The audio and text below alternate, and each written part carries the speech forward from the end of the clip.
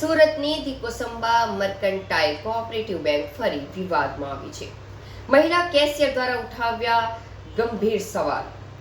ઓડિટમાં 25 લાખની ઘટ આવતા બેંક સંચાલકોએ દોષનો ટોપલો મહિલા કેશિયરના માથે ફોડવાના આક્ષેપો કરવામાં આવ્યા છે. મહિલા કેશિયરનો વાંક ન હોવા છતાં બેંક સંચાલકોએ મહિલા કેશિયર પાસે કોરા ચેક અને એફડીની રકમ જમા કરાવી હતી. બેંકના સત્તાધીશોએ મહિલા કેશિયર પાસે 25 લાખ ભર્યા હતા. પૈસા ન ભરે તો નોકરીમાંથી કાઢી મૂકવા સાથે માનસિક ત્રાસ આપ્યાના મહિલા કેશિયરે આક્ષેપો કર્યા છે.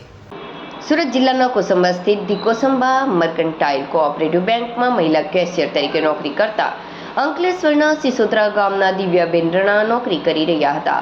આ દરમિયાન બેંકમાં ઓડિટ આવતા ₹25 લાખનો હિસાબ ન મળતા 25 લાખ રૂપિયાની ઘટ પડી હતી.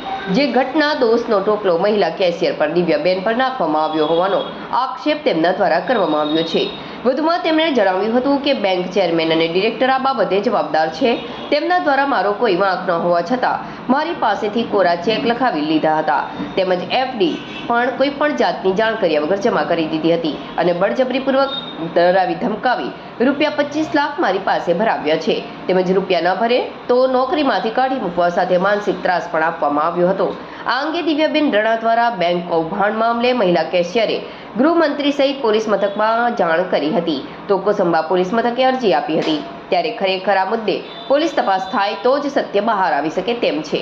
અત્રે ઉલ્લેખનીય છે કે દિવ્યાબેનના જણાવ્યા અનુસાર જો 25 લાખ રૂપિયા તેમણે લીધા હતા તો બેંક દ્વારા તેમના વિરુદ્ધ પોલીસ ફરિયાદ કેમ ન કરી, તેમજ જો બેંકે જાતે જ કેમ રૂપિયા વસૂલાત કરી હતી તેવા અનેક સવાલ સાથે પુનઃ દિકોસંબા મર્કન્ટાઇલ કોઓપરેટિવ બેંક વિવાદના ઘેરામાં આવવા સાથે શંકાના દાયરામાં આવી છે. હું દિવ્યા ડેનિસ સિરાના. હું સિસોદરા રહું છું, તાલુકો અંકલેશ્વર, જિલ્લો ભરૂચ. હું કોસંબા મર્કન્ટાઇલ બેંકમાં છેલ્લા 2 વર્ષથી જોબ કરું છું અને અમારે ત્યાં તારીખ 4/8/25ના રોજ ઓડિટ આવેલ હતી. તો એ ઓડિટ દરમિયાન હિસાબ ચેક કરતાં ઓડિટરે 25 લાખ રૂપિયાની ઘટ આવેલ હતી. તો તે ઘટને ચેરમેનશ્રી અને ડિરેક્ટરશ્રી તથા કર્મચારીઓ ભેગા મળીને બધા એ ભૂલનો મારી પર દોષિત મને ઠેરાવે છે અને મારી પાસેથી બળજબરીપૂર્વક એ લોકોએ કોરા ચેકો, એફડીની રસીદ અને પૈસા પડાવી લઈ મારા બેંકના ખાતામાં એ લોકોએ જમા કરેલા હતા. અને એ લોકોએ મારી પાસે બળજબરીપૂર્વક મને ખોટા કેસોમાં ફસાવાની ધમકી આપી છે, મારે નોકરીમાંથી કાઢી મૂકવાની ધમકી આપી છે અને મારી પર ખોટા આરોપો લગાવ્યા છે એ લોકોએ.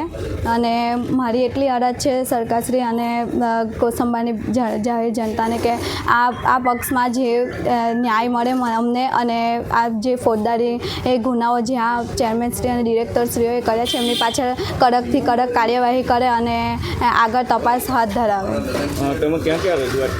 અમે કોસંબા પોલીસ સ્ટેશનમાં રજૂઆત કરી છે. DYSP સાહેબને, MLA સાહેબને બધાને અરજી કરી છે. પોસ્ટમાં બધાને અરજી મોકલેલ છે. મારું નામ ડેનિસ રણા છે. હું સિસોદીનો રહેવાસી છે, તાલુકો અંકલેશ્વર, જિલ્લો ભરૂચ. અને અમારા મિસિસ છે દિવ્યાબેન રાણા, તો એ હંગામી ધોરણે કામ કરે છે છેલ્લા 1.5-2 વર્ષથી મર્કન્ટાઇલ બેંકમાં. તો જ્યારે આ ભૂલચૂક આવી છે તો 25 લાખની જ્યારે ઓડિટર પહેલાં અગાઉ મહિનાની જે ઓડિટ આવે છે એ ઓડિટ એકદમ ક્લિયર છે અને પછી જે લાસ્ટ ટાઈમ પાછી જે ઓડિટ આવે છે તો એ ઓડિટમાં અમારે એવું કહેવું છે કે 25 લાખ રૂપિયાની ઘટ આવે છે રોકડ. અને પહેલાં એવું જણાવે છે કે અમારે આ જે ઓડિટ છે તેમાં નીચેથી આગળ કેશિયર મતલબ કે નીચે જે લોકર રૂમ ખરો એમાંથી પૈસાની ઘટ છે અને પછી જે જણાવે છે તેવું કહે છે કે આ કેશિયર મળી જાય છે. તો શું મારે એવું કહેવું છે એમને પણ કે આ જે ઘટ આવે છે તો દિવ્યાબેન કંઈ બેગ લઈને તો કંઈ આવ્યા નથી ને કંઈ પૈસા ભરીને જતા નથી રહ્યા ને જતા રહ્યા હોય તો એનો પુરાવો તમે રજૂઆત કરો એમાં. અને જે કંઈ દિવ્યાના આમાં શું કર્યું છે એમણે કે દિવ્યાને ભરોસામાં લઈને દિવ્યાના અકાઉન્ટમાં એ લોકોએ ખોટી રીતે પૈસા નખાવ્યા છે એને ભરોસામાં લઈને અને જે એમના સાસુની જે એફડી છે તે વગર સહી કરી એ લોકોએ રિસીવ કરી લીધી છે એમની પાસે. બળજબરીપૂર્વક લઈ લીધી છે એમને પ્રેશર આપીને લઈ લીધી છે અને પહેલાં વિશ્વાસમાં લઈ અને પૈસા ભરાવ્યા અને પછી એને જ્યારે પૈસા ભરાઈ ગયા પછી એવું કહે છે લોકો કે આશ્વાસન આપે છે થોડો ટાઈમ, મહિનો, 1.5 મહિનો, 2 મહિના કે તમે તપાસ ચાલુ છે, તમને થોડા સમયમાંની ક્લિયર થઈ જશે, પછી અમે તમને તમારા પૈસા પાછા રિટર્ન કરી દઈશું. અને જ્યારે 2-3 મહિના થઈ જાય છે પછી લાસ્ટ ટાઈમ એવું કહે છે કે તમારા પૈસા છે તો તમે જાણો તમે શું કરવા ભરો છો એમ. અમને કંઈ થયું નથી ને આ ઘટના અમારી બેંકમાં કોઈ બની નથી. તો મારે કહેવું એવું છે કે તમારી બેંકમાં કોઈ ઘટના બની નથી તો મારે જાહેર જનતાને જણાવવું છે કે તમારી બેંકમાં કોઈ ઘટના નથી બની તો તમે 25 લાખ રૂપિયા દિવ્યા પાસે શા માટે ભરાવો છો? અને ભરાવ્યા છે એ વસ્તુનું પ્રૂફ છે કે એ તમે દિવ્યાના અકાઉન્ટમાં પૈસા નાખ્યા છે એની એન્ટ્રી પણ છે આપણી પાસે અને એ પ્રૂફ આપણે આગળ જણાવશું. અને પછી લાસ્ટ ટાઈમ જ્યારે મળીએ છીએ તો એ ભરતસિંહ ગોહિલ એવું કહે છે કે હું તો ભારતીય જનતા પાર્ટીનો માણસ છે, તમને કોઈ માણસ અને પોલીસ સ્ટેશનમાં તમે જશો તમારી કોઈ એફઆઈઆર પણ કરવામાં આવશે નહીં, અને જે કંઈ છે તો હું જે કહીશ તે ભારતીય જનતા પાર્ટી મારું સાંભળશે, કેમ કે હું પાર્ટીનો માણસ છે, હું જે કહું તે પાર્ટી કરશે.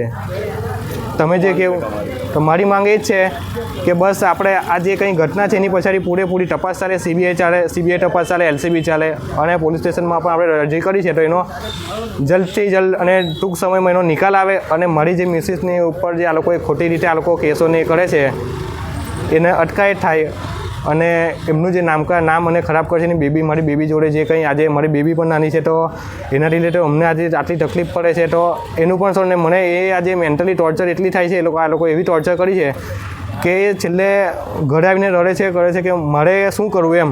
એટલે આમાં કંઈ પણ થાય તો સુસાઇડ થાય કે ગમે તે કંઈ કરે તો એની સંપૂર્ણ જવાબદારી બેંકની રહેશે, અને બેંકના ચેરમેન તથા ડિરેક્ટરશ્રી અને બેંક